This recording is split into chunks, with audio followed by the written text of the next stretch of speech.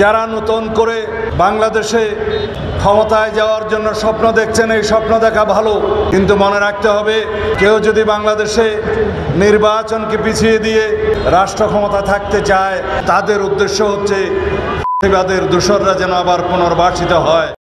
তাদের উদ্দেশ্যে নসিহত করছি, শহীদের রক্তস্নাত বাংলাদেশে ফ্যাসিবাদের কোনো ঠাঁই নাই, আর কোনো শকুনির থাবা বাংলাদেশে কখনোই থাবা দিতে পারবে না বাংলাদেশের স্বাধীনতার সার্বভৌমত্ব গণতন্ত্রের উপরে।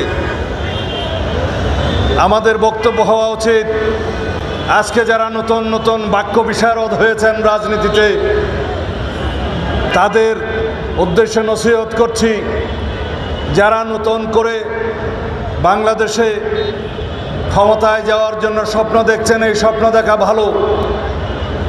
যারা জনগণের ভোটের মাধ্যমে রাষ্ট্র ক্ষমতায় যেতে চায়, সেটা নিশ্চিত করার জন্য আমাদের এই অতীত সংগ্রাম। আমরা লক্ষ্য করছি বিভিন্নভাবে আজকে বাংলাদেশে গণতান্ত্রিক শক্তিগুলোর মধ্যে বিভক্তি সৃষ্টির পায়তারা চলছে। আমরা লক্ষ্য করছি বাংলাদেশের পক্ষের শক্তিসমূহে যারা ফ্যাসিবাদ বিরোধী গণতান্ত্রিক আন্দোলন ঐক্যবদ্ধ হয়েছিল, তাদের মধ্যে বিভক্তি সৃষ্টির বিভিন্ন রকমের ষড়যন্ত্র করা হচ্ছে। সুতরাং আমাদের সজাগ থাকতে হবে।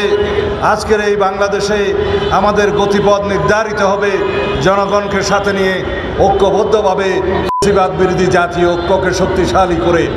তাই বন্ধুগণ, আমাদের আজকে অনেক কথা।